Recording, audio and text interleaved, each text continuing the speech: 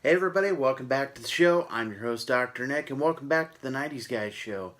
As announced a couple days ago, a rather huge juggernaut of the book industry, Book World, has announced that it is going to be liquidating its assets and closing all existing stores. For people who really love books, this is a huge blow to another retailer that will be gone. As you know, a few years ago, Borders Books closed their doors shortly after acquiring the Walden Book Company.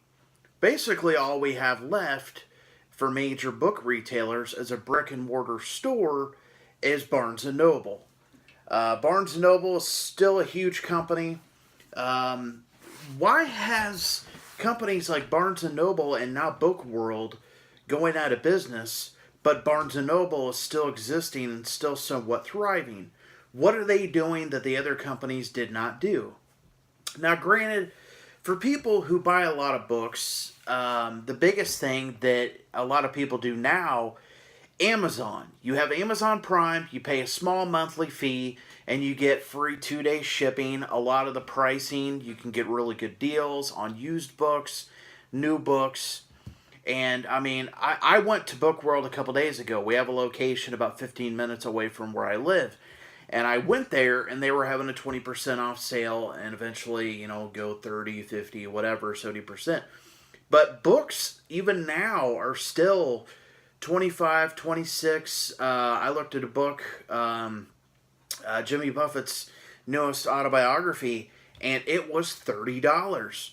So even roughly with 20% off, I mean, the biggest issue that brick and mortar stores have is they didn't really necessarily move with the times.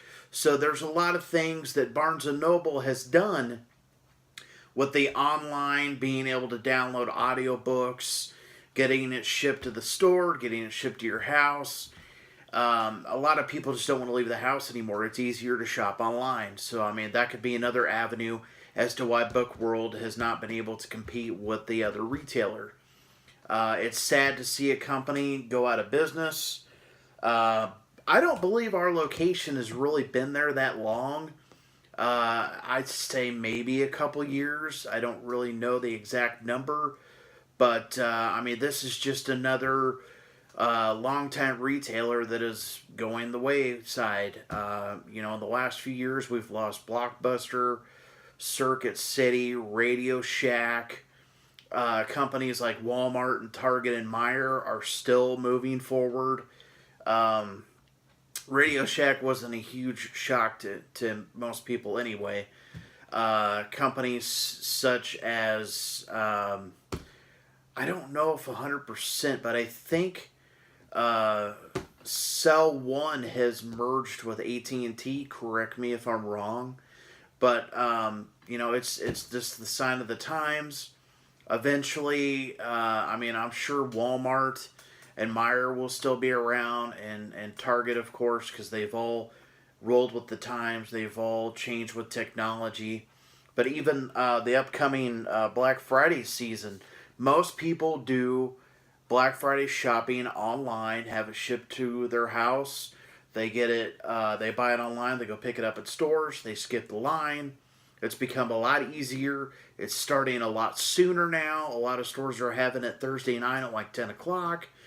Black Friday shopping is not what it once was either.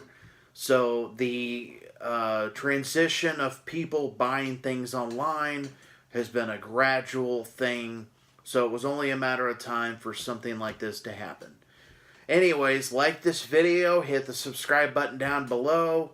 Hit the little bell icon to make sure you get all the notifications for all my videos, and I'll see y'all later.